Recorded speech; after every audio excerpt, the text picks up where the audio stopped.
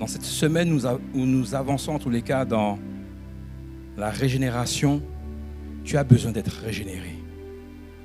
Nous-mêmes aussi, en tant que chrétiens, qui avons mis notre foi en action, en mouvement, nous devons être régénérés par l'Esprit de Dieu. Parce que son onction, elle est perpétuelle. Son onction est fonctionnelle. Son onction est puissante. Et le titre de mon message, ce matin, mon être régénéré par l'autorité de la parole de Dieu. Oui. Et dans mon être, eh bien, il y a mon esprit, mon âme et mon corps. Et parfois, quand nous marchons sur cette terre, eh bien, nous passons par des moments difficiles, par des moments périlleux. Et le Seigneur a besoin de nous façonner. Nous allons prendre un passage qui se trouve dans le livre de 1 Pierre. 1 Pierre 1 à partir du verset 23. Qu'est-ce qu'il nous est dit? Et c'est là que nous voyons toute la puissance de l'Éternel, toute sa magnificence. L'onction est un rouage pour chacun de nous. En tous les cas, pour le croyant, pour la personne qui l'a acceptée dans sa vie. Cette onction, tu en as besoin pour pouvoir justement voir la gloire du Seigneur, pour être justement régénéré par l'Esprit de Dieu. Et sans cette onction, tu ne pourras aller nulle part. Il nous est dit donc, puisque vous avez été régénérés, non par une semence corruptible, mais par une semence incorruptible, par la parole vivante et permanente de Dieu. Donc c'est la parole de Dieu. La parole de Dieu qui est ancrée en toi, qui vit en toi. Cette semence incorruptible qui fait un acte de retirer tous les scores, tout ce qui est mal en toi, eh bien, défait toutes les structures de ta propre vie, de ton passé. Et il faut l'accepter. Elle est vivante. Ce sont les paroles puissantes qui viennent par l'Esprit de Dieu et qui inondent mon âme, mon esprit et mon corps. Tu as besoin de cette parole vivante. Cette parole qui va te construire, qui va établir ta vie, qui va établir ta destinée. Et elle doit être surtout permanente. Cela signifie que la parole ne s'arrête pas. Elle continue à venir constamment. Oui, elle continue constamment à venir. Pourquoi?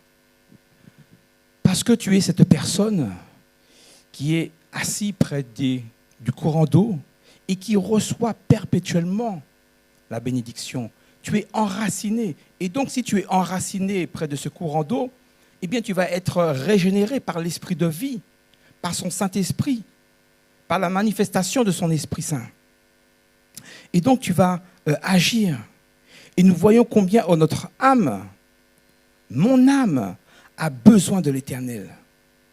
Dans le livre de Psaume, au verset 41, verset 5, il nous est dit « Je dis, Éternel, aie pitié de moi, guéris mon âme, car j'ai péché contre toi. » Donc le péché, si je veux être régénéré par son esprit, eh bien mon âme a besoin d'être guérie, d'être cicatrisée.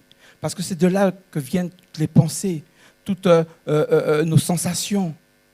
Si je ne suis pas fort, c'est là que je peux être affaibli. Donc tu as besoin d'être renouvelé par l'esprit de vie. Tu as besoin d'être revigoré par son Esprit Saint. Et ton âme a besoin d'être recouvert par la parole de Dieu. Celui qui pardonne toutes tes iniquités, qui guérit toutes tes maladies. Donc, pour pouvoir marcher de victoire en victoire, de gloire en gloire, dans la présence de ton Seigneur et de ton Maître, tu as besoin de croire, tu as besoin de dire au Seigneur, oui Seigneur, me voici, prends-moi tel que je suis. Parce que j'ai soif de toi, j'ai envie de toi. J'ai besoin que tu puisses guérir mon âme. J'ai besoin que tu puisses agir dans ma vie. Tu vois toutes les circonstances qui ont atténué mon avancement pour la gloire de ton Seigneur dans ma vie. Eh bien maintenant, je me prosterne à tes pieds. J'ai besoin de toi, Seigneur. J'ai envie de toi. Le Seigneur, tu dois être un instrument dans les mains du Seigneur. Et ton âme a besoin d'être guérie pour que justement, eh bien, sa gloire puisse rayonner et que tu puisses rentrer justement dans les victoires de ton Seigneur. Ton corps a besoin du Seigneur. Ton corps a besoin d'être dans sa présence. Ton corps doit manifester la joie, la paix, l'assurance. Ton corps doit pouvoir exprimer sa magnificence. Pourquoi ? Parce que tu vas pouvoir danser devant le Seigneur. Tu vas pouvoir dire au Seigneur, je t'aime, je t'adore, me voici, Père éternel. Oh, je veux te louer parce que tu es en moi, Seigneur. Dans le livre de Proverbes, au chapitre 16, à partir du verset 24, il nous est dit « Les paroles agréables sont un rayon de miel, douces pour l'âme et salutaires pour le corps. » Nous savons que, médicinalement, en tous les cas, et je pense que Dr Naomi va pas me dire le contraire, que le miel fait du bien à la peau. Quand on passe du miel sur la peau, ou même le cacao, je ne vous dirai pas où, fait du bien à la peau. Ça régénère, ça fait du bien. Et bien spirituellement, ton Dieu aussi. Il met la parole sur toi. Il inscrit la parole dans ton cœur pour que ce livre de vie puisse être inscrit sur les tables de ton cœur, pour que la gloire de Dieu puisse se manifester. Et ainsi, tu verras sa puissance. Quelqu'un parmi vous est-il malade? Qu'il appelle les anciens de l'Église et que les anciens prient pour lui en loignant d'huile au nom du Seigneur Jésus. La prière de la foi sauvera le malade et le Seigneur le relèvera. Et s'il a commis des péchés, il lui sera pardonné. Donc le Seigneur va au-delà de tes cicatrices. Il va au-delà de ces prémices qui t'ont fait du mal. Toi-même, tu veux avancer dans ta propre vie, mais tu ne sais pas comment. Pourquoi ? Parce que tu es arrêté, tu es bloqué. Les choses du passé veulent encore régner, veulent encore s'imprégner dans ta vie, veulent encore se stigmatiser dans ton corps. Mais dis-toi que le Seigneur a tout pris à la croix. Il a été cloué, il a été percé. Il a reçu les coups de fouet. Il a reçu le crachat. Tout cela pour toi, pour que tu aies cette délivrance, pour que ton corps puisse maintenant régner de gloire en gloire et de victoire en victoire. Tu es sa fille, tu es son fils. Tu es celui que le Seigneur prend garde, prend attention. Ton péché ne règne plus. Parce que Dieu veut te faire grandir maintenant dans sa gloire.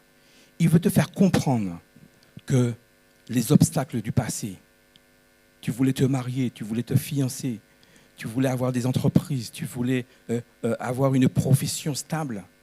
Tout cela, le Seigneur maintenant veut te le donner. Mais c'est à toi de prendre position. C'est à ton corps de prendre position maintenant pour toutes ces choses qui te sont dites, qui te sont révélées. Parce que le Seigneur veut régner. Il veut que son Esprit Saint puisse être régénéré. Que en tous les cas, que par l'Esprit de Dieu, ton corps puisse être régénéré à ton esprit. Que tu puisses maintenant cerner et discerner les choses dont toi-même tu étais éloigné, dont tu étais écarté. Et le Seigneur veut te faire grandir maintenant dans ses grâces et dans ses bénédictions. Notre esprit souvent est atténué. Notre esprit fonctionne d'une manière charnelle. Notre esprit, nous voyons et nous ne comprenons pas les choses qui peuvent arriver.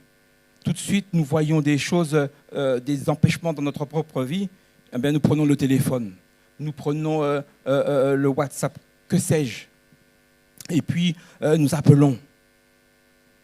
Nous regardons des vidéos et puis nous nous abreuvons nous-mêmes de ces choses. Et ça empêche justement à ton esprit d'être connecté à l'Esprit de Dieu, d'être connecté à ce que le Seigneur lui-même a envie de te dire.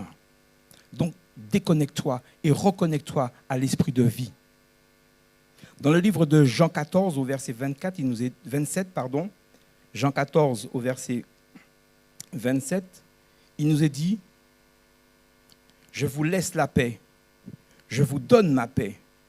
Je ne vous donne pas comme le monde donne, que votre cœur ne se trouble point et ne s'alarme point. » On tremble des fois, on craint des fois. Et nous l'avons vu dans cette situation où on a mis en place des choses, il y a eu des choses, des mouvements par rapport à ce Covid. Hein, on a mis des choses en place, on nous a bloqués, on nous a empêchés de venir à nos cultes, on nous a empêchés de voir nos amis, nos frères. La restriction, il y a eu des restrictions. Mais même, combien même il y a des restrictions, combien même il y a toutes ces choses que l'homme veut mettre, qu'avons-nous à faire?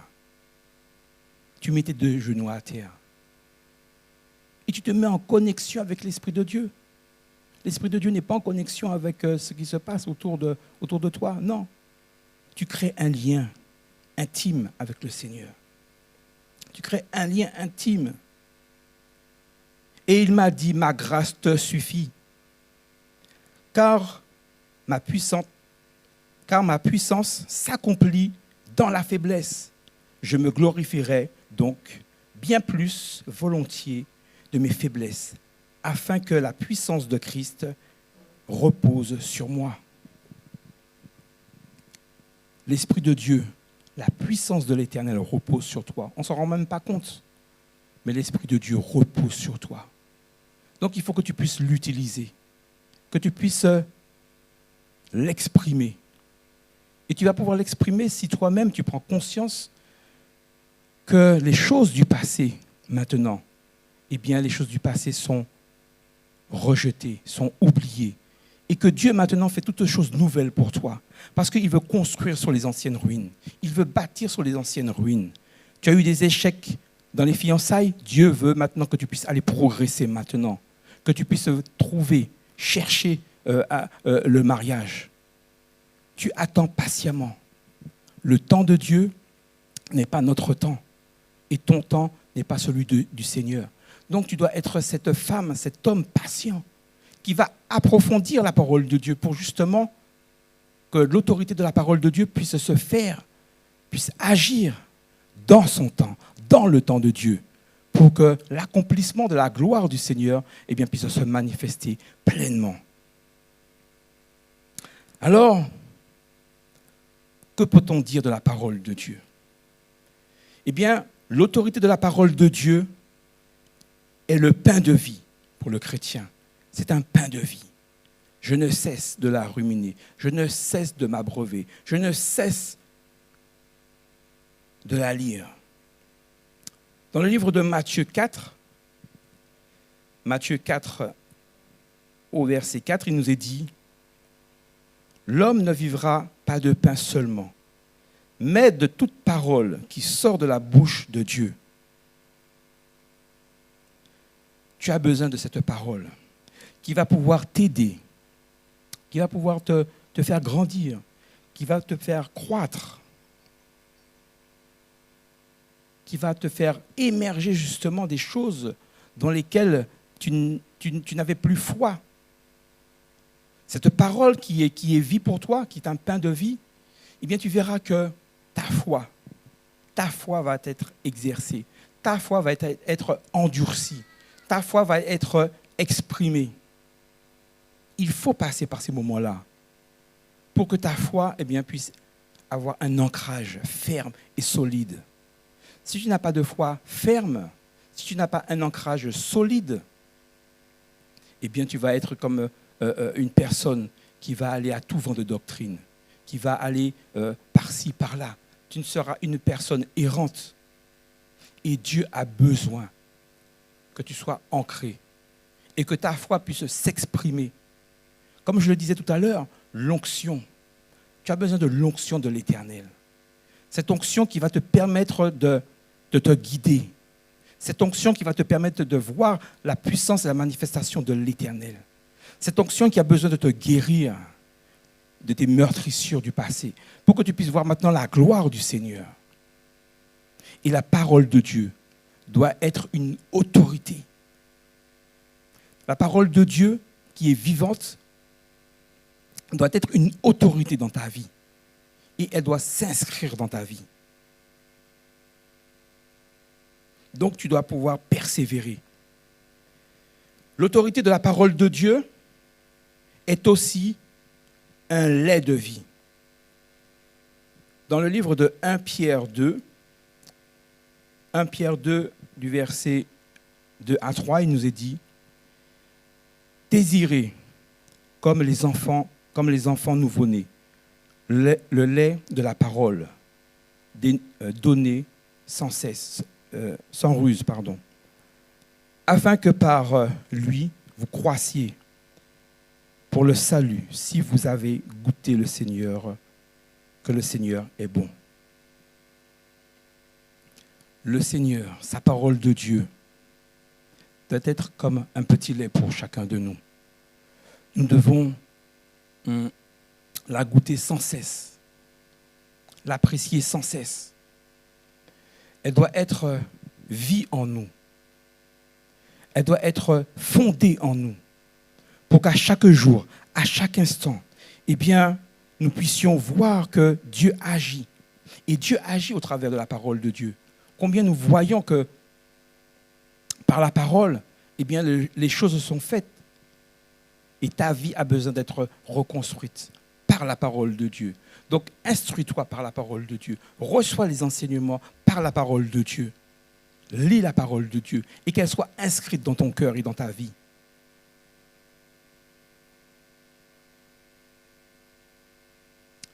L'autorité de la parole de Dieu, elle régénère. Elle régénère l'homme. Elle régénère la femme que tu es. Dans le livre de 2 Timothée 3, à partir du verset 16 à 17, il nous est dit,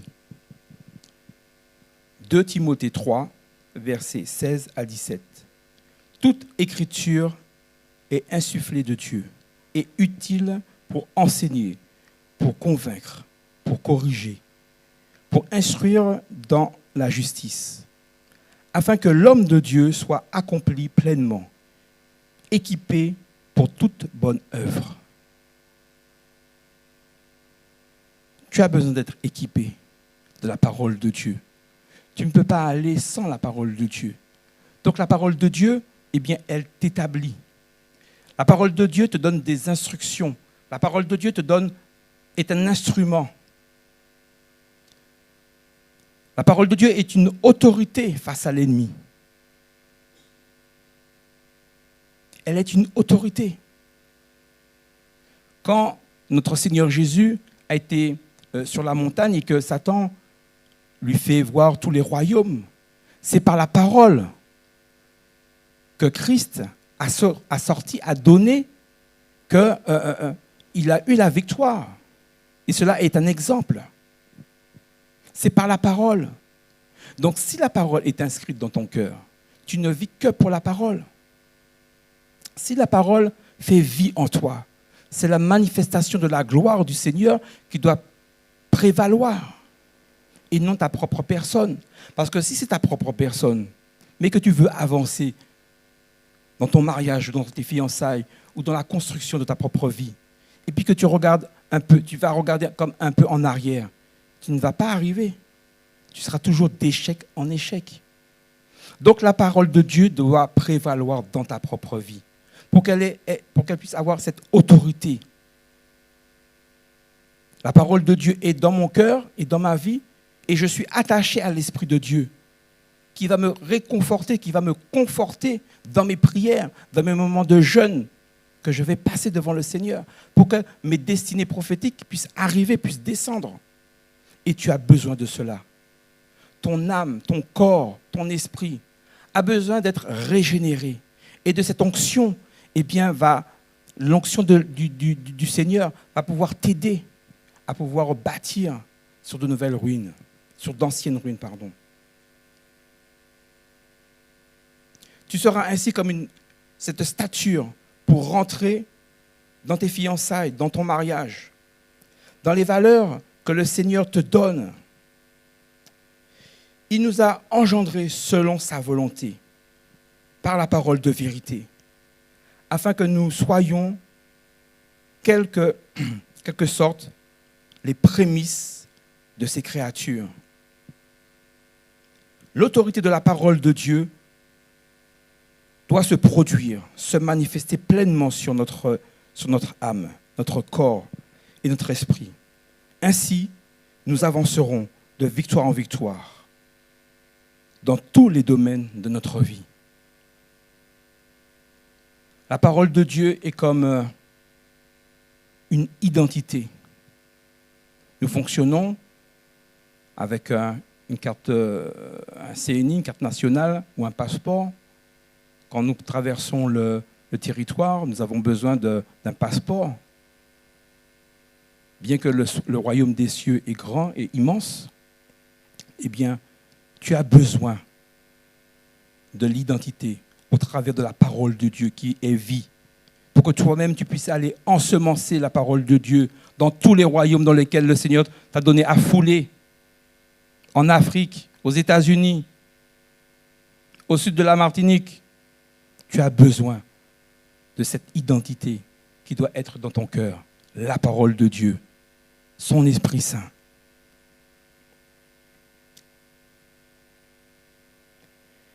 Les étaux de notre vie, du passé, ne peuvent pas prévaloir sur ma personne, sur ma descendance, car je sais où ma foi est placée, positionnée.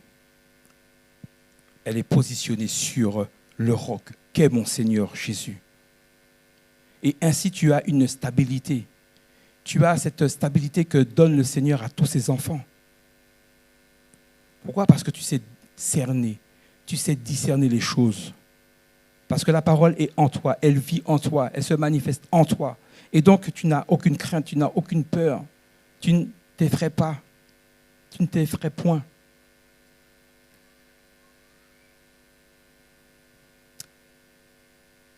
Nos pasteurs, durant ce week-end, nous ont lu ce livre, en tous les cas, Luc 8,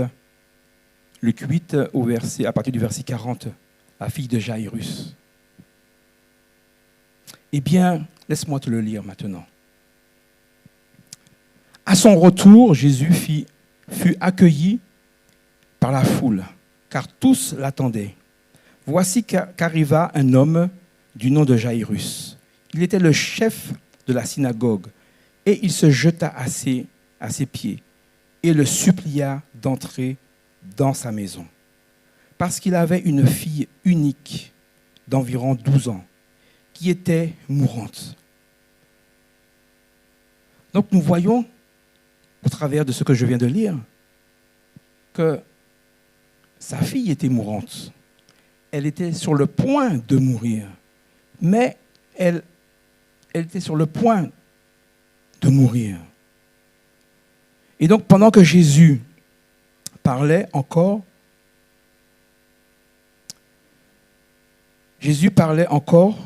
quand quelqu'un arriva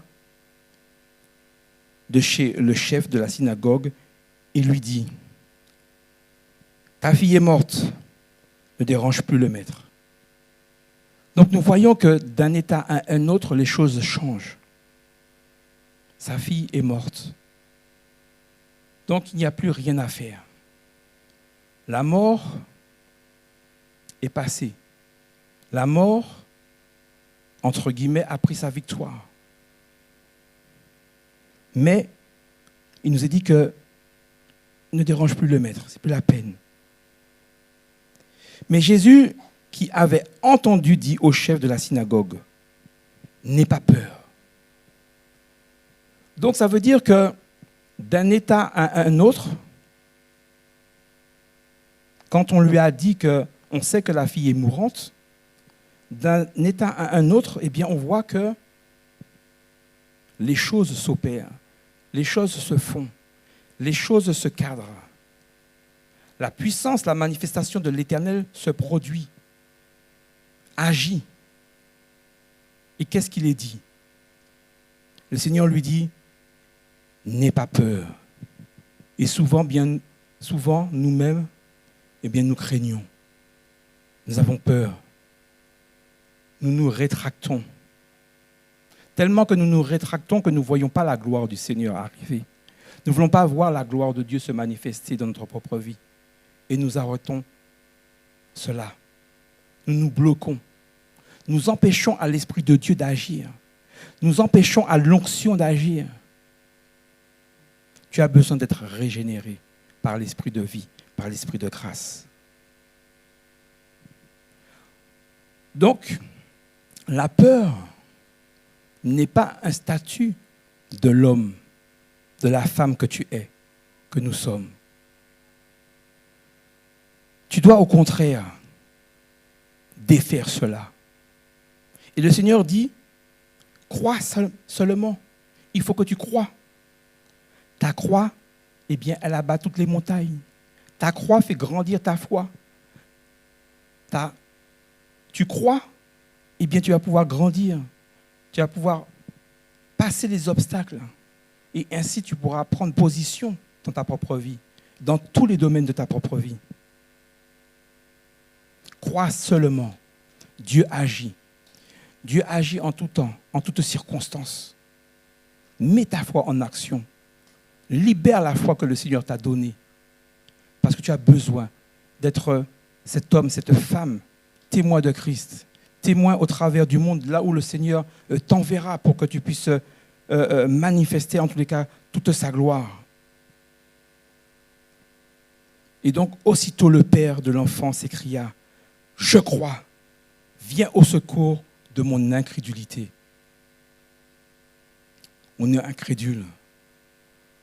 On fait fi de ce que le Seigneur nous a dit. On fait fi de ce que le Seigneur nous a parlé. Le Seigneur t'a dit, oui, ta bénédiction arrive. Oui, j'accomplis de grandes choses pour toi. Oui, mais je te donne vie. Donc espère en moi. Oui, la guérison germe, commence à arriver. Mais on ne fait pas foi de cela. Et on n'y croit pas. Et donc le Seigneur a besoin de se poser sur toi. Poser pour que tu puisses comprendre que maintenant, eh bien, le Seigneur veut t'établir dans le royaume. Nous sommes dans le royaume.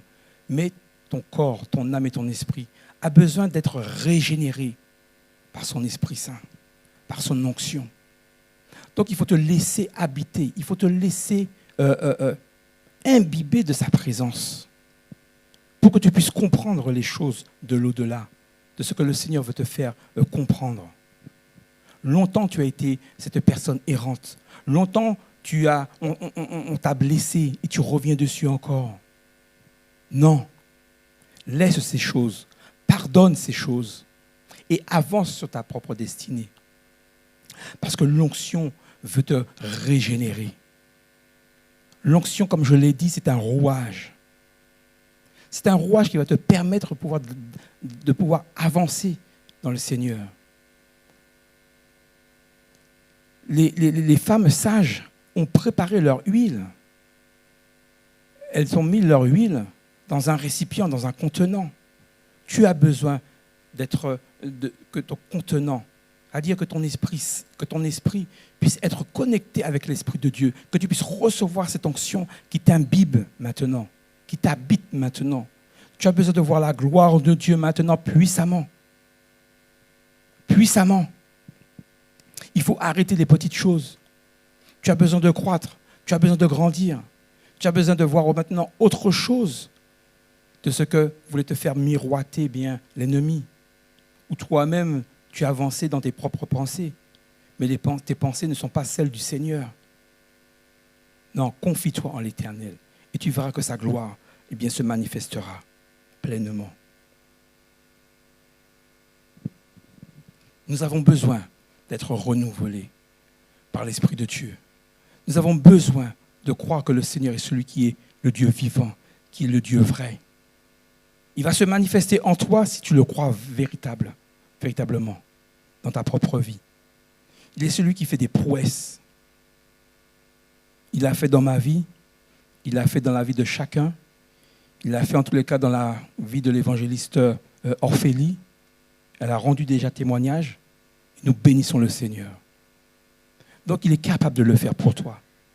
Mais c'est à toi de prendre position. C'est à toi d'être ancré près des eaux paisibles, où tu vas pouvoir recevoir l'autorité de la parole de Dieu, qui doit pouvoir maintenant te régénérer, te laisser régénérer par la parole de Dieu, qui est vie.